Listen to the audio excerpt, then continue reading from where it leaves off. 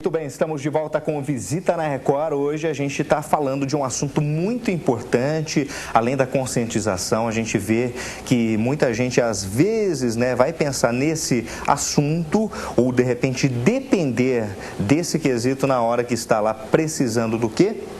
Órgãos, é verdade. Tem gente que ainda fala, não é comigo. É claro que a gente deve respeitar. Aí tem uma série de fatores que podem contribuir para que a pessoa não venha, não se conscientizar, mas cada um tem o livre-arbítrio, cada um pode ter aí o poder de decisão. Só que a gente está tratando aqui de um assunto importante. Que sentido? Porque numa hora que a pessoa está precisando, gente, de repente é da sua família, o senhor, a senhora, que já tiveram uma experiência onde algum parente, amigo, filho, pai, mãe, etc., estava precisando de algum doador de órgão e aí fica na fila de espera, é muito complicado, né? Por isso que a gente está aqui tentando colocar na cabeça das pessoas que é importante fazer a doação.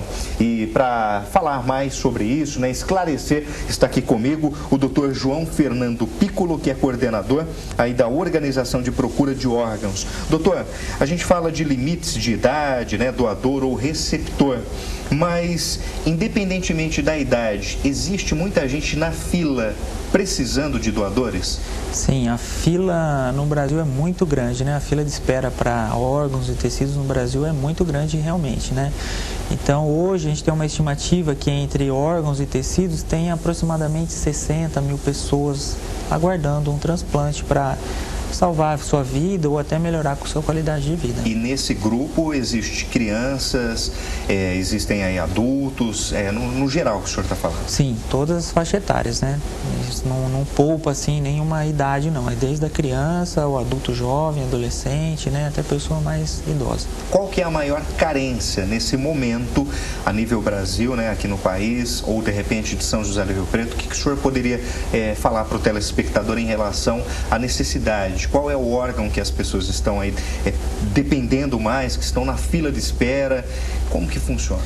A necessidade, tanto da nossa região como no Brasil, ela é igual, Em termos de órgãos, a fila maior que a gente tem é em relação ao rim. A necessidade maior realmente é o rim. Existem muitas pessoas fazendo diálise que dependem desse órgão para poder não ficar dependente de uma máquina, para sobreviver.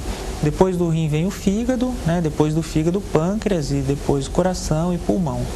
E em termos de tecido, córnea, Apesar de sempre falar que a fila está diminuindo, mas ainda existem pessoas que precisam de uma córnea para poder enxergar e não ficar cega, Então, essas seriam as nossas necessidades atuais. Aqui em Rio Preto, quem de repente quiser ir fazer a doação de órgãos e tecidos, além daquele site que a gente passou, inclusive até vou reforçar, colocar para o telespectador, abto.org.br. Se tiver alguma dúvida, pode procurar o hospital para se inteirar mais do assunto. Sim, a sede da Organização de Procura de Órgãos aqui em São José do Rio Preto é no Hospital de Base, Então, toda essa nossa região aqui, como a gente falou, de Araçatuba, São José do Rio Preto, A sede fica ali no Hospital de Base. Então, pode ligar ali. O nosso telefone lá é 3201-5000 e ali ele vai receber todas as informações, vai conseguir falar diretamente comigo ou com algum membro da equipe e tirar suas dúvidas. Mas o mais importante, se a pessoa quer ser doadora de órgãos, é comunicar alguém da família. Essa é a mensagem que a gente tem que passar, porque quem vai decidir é sempre a família. Então, se a pessoa quer doar os órgãos, informe alguém da sua família. A gente fala assim sobre essa questão de decisão. Por exemplo, a gente vê que existe até uma frase nos documentos pessoais: não doador de órgãos e tecidos.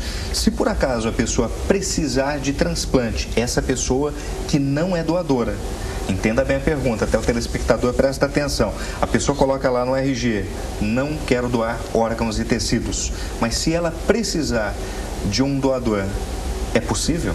Sim, ela vai estar dentro dessa possibilidade. Se houver necessidade de transplante, mesmo ela não sendo doadora, que pode acontecer, ela com certeza vai receber um transplante, sim. Esse é um ponto importante que você tocou, que é a questão da opção de colocar na carteira de identidade, né? Então, isso foi uma tentativa que o governo fez de aumentar o número de transplantes, né, de doadores, e isso aí hoje, de certa forma, perdeu a validade, né? Então, existe uma lei que hoje que diz que quem decide realmente vai ser a família, né?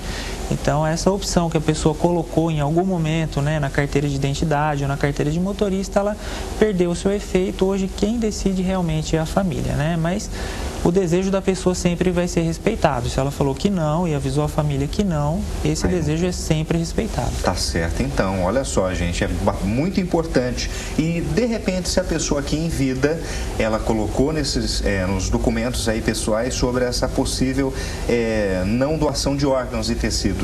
A partir dessa entrevista aqui entre a gente, falando de conscientização, o quanto é importante salvar vidas, ela desistir, tem como também ela fazer algum documento, refazer esse documento ou não? Não há necessidade de refazer o documento, né? É só realmente avisar o familiar mais próximo, né? Na questão da doação de morte encefálica, quem doa é o parente até 2º grau.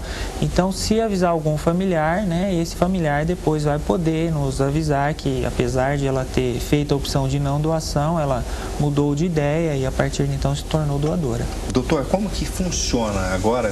Outra dúvida que a gente tem a partir do momento que a pessoa recebeu os órgãos, o receptor, tem alguma consequência, tem alguma mudança na vida dele? Ele vai ter uma vida normal a partir do recebimento desses órgãos e tecidos? Olha, a melhora que a pessoa tem na vida é fantástica, né? A melhora na qualidade de vida, ela poderia estar ali quase morrendo, ela volta a viver e ter uma vida completamente normal, né? Um dos objetivos do transplante é realmente trazer essa qualidade de vida da pessoa e ela ter a vida normal. Então, a gente só tem coisa boa a falar sobre o transplante. Pode ocasionar, de repente, uma rejeição, porque cada um tem um organismo, né? Sim. A pessoa reage de forma diferente, né? Como o senhor disse aí, de todos os casos que a gente acompanha, né? Muita gente feliz ali, porque tanto tempo na fila de espera. Em primeiro lugar, ela, na hora de receber a alegria da vida dela, ela até muda, a autoestima muda. Ela tem uma autoestima, claro. Mas, e em relação à rejeição, existe essa possibilidade também? Sim, a rejeição ela acontece. Em qualquer transplante, seja de órgão ou tecido, pode ocorrer a rejeição, né? Mas esse índice é baixo hoje porque existem vários medicamentos que a gente pode conseguir controlar isso e evitar que a pessoa perca esse órgão, né? Então, existe essa possibilidade hoje ela varia muito entre cada órgão, né? Mas essa chance é mínima, né? Com certeza o transplante, a chance de fazer o transplante dar certo é muito grande. Correto. Órgãos retirados, eles podem ser aí guardados para uma posterior cirurgia? Sim, isso é uma pergunta importante porque existe diferença entre órgãos, uns são mais sensíveis do que outros, né? Então nós partimos desde o coração, que é o mais sensível, que a gente tem um tempo ali de 4 até 6 horas para poder reimplantar ele no receptor, né? Até o extremo, que seria a córnea, né? A córnea de tecido até 15 dias, né? Então pode tirar, vão ser feitos todos os exames, vai ser avaliado minuciosamente se tem ou não condições de ser utilizado, então a gente tem um prazo maior em relação à córnea. Então cada órgão tem um tempo específico para ser utilizado. Quais são os critérios de compatibilidade? O senhor reforçou a proposta, claro que no primeiro bloco, mas a gente vai retomar isso. As pessoas que estão nos assistindo a partir de agora, o Visita na Record hoje está falando sobre transplantes de órgãos e tecidos. Essa compatibilidade de parentesco, pode ser um primo, né, próximo da família, e quem não tem, por exemplo, esse nível, né, esse grau de parentesco é uma pessoa de outro estado, de outra parte daqui do Brasil, como que funciona? Se a pessoa não é parente, hoje no Brasil ela não pode doar, né? Então, se não tem nenhum grau de parentesco, ela não vai conseguir fazer a doação em vida, né? Em vida não pode doar. Então, é importante, novamente, igual você já falou, se a pessoa quer doar, comunica alguém da família, né? Que no caso, eventualmente, se houver um episódio de morte cefálica, e realmente ela vai poder ajudar qualquer pessoa, porque vai ocorrer essa distribuição de órgãos baseada, então, nesses exames que serão realizados de compatibilidade. O senhor que está à frente desse departamento aí, está há quanto tempo? Mais de 2 anos, 3 anos? Sim. O senhor está há quanto tempo? Estou há 3 anos já nesse período aí, podendo trabalhar e desenvolver esse trabalho e conseguindo bons resultados, né, com a ajuda da população. Que bom. Então, ou seja, nesse tempo o senhor viu aí muitas histórias onde pessoas estavam esperando, né, por uma oportunidade. Como que é o senhor lidar com esse tipo de trabalho e aí se surpreender com tantas coisas boas, para o telespectador ter mais consciência do que é uma doação de órgãos, e o senhor que está ali, ó, diuturnamente, está sempre acompanhando. Como que é essa experiência, doutor? Olha, é muito enriquecedora, porque a gente tem os dois lados, né? Tem o lado de entrevistar um familiar, né? Não é um momento, assim, muito difícil, né? Que a pessoa perdeu um ente querido e nesse momento ela tem que decidir se vai doar ou não os órgãos. Então é um momento realmente difícil, né? A gente tem toda uma preparação, todos os profissionais foram capacitados para esse que a gente chama de entrevista familiar, porque realmente a gente tem que ter um preparo para poder enfrentar tudo isso. E do outro lado, a pessoa que vai receber, né? A alegria de quem está recebendo, que estava ali praticamente quase, né, morta se não fizesse esse transplante, né? Então é realmente um contraste muito grande. De um lado, uma família triste, né? E que, por outro lado, ela também se torna um pouco mais de conforto para ela no momento que ela faz a doação, porque ela vai saber que, mesmo morta, ela vai poder ajudar outra pessoa, né? Ao longo desse tempo que o senhor está à frente aí da organização de procura de órgãos, como coordenador, existe alguma história específica assim, que mais te comoveu? Porque todas, claro que a gente fala que são importantes, mas tem alguma assim que mais marcou?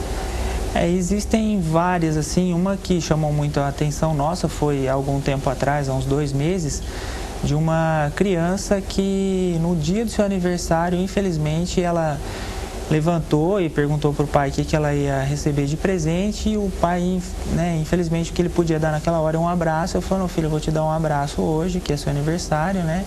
E a criança saiu para brincar.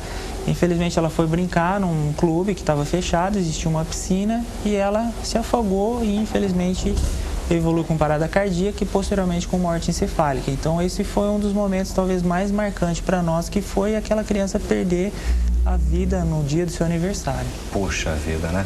E a gente, né, acompanha, a vida e a morte estão ali ao mesmo tempo, né, doutor? Da mesma forma que a gente fala de doação de órgãos, os órgãos vêm de uma pessoa que infelizmente perdeu a vida, só que mesmo na morte pode dar uma vida saudável para aquela que está com a vida comprometida, né? Isso. E voltando nesse caso, realmente foi isso. É uma criança que pôde ajudar pelo menos mais 4, né? Então imagina uma criança que está fazendo diálise, depende daquilo ali, a criança faz diálise todos os dias, poder sair daquela vida, né? Então realmente é isso, é o contraste, né, da morte que traz a vida novamente para outra pessoa. Qual é o máximo de doações que um ser humano pode fazer? Que nem o senhor disse, apenas uma criança beneficiou 4. O que o senhor pode falar? Então, vai depender muito das condições desse doador, condições clínicas, como é que estão esses órgãos viáveis, a idade, vários fatores podem interferir nisso, mas um doador pode ajudar até mais de 30 pessoas. Tá certo, então. Olha, gente, tá aí, é um papel importante, né, que a gente fala, que destaca as pessoas que já têm consciência sobre a doação de órgãos, mas aqueles que estão nos assistindo, se de repente foi tocado, né, comovido com alguma história, tá aí de repente disposto a ser doador, é só procurar, portanto, o responsável, o coordenador Dr. João Fernando Piccolo, ou também a equipe dele, ou lá ligar no 3201-5000, né, que é o HB de São José do Rio Preto, né? Isso, estamos lá à disposição para ajudar qualquer pessoa. Tá certo. Doutor, muito obrigado por sua presença, parabenizá-lo aí pelo trabalho, assim, também a toda a sua equipe, né, que vem desenvolvendo esse trabalho, e que a gente vê aí tantos finais felizes, né? Isso que é o mais importante. Muito obrigado. Obrigado, foi um prazer estar com você aqui com Visita na Record. A gente agradece. E a gente fica por aqui. Você, telespectador que acompanha o nosso programa, olha, semana que vem tem mais um Visita na Record especial, não perca. E a gente aguarda você. Até lá, tchau, tchau.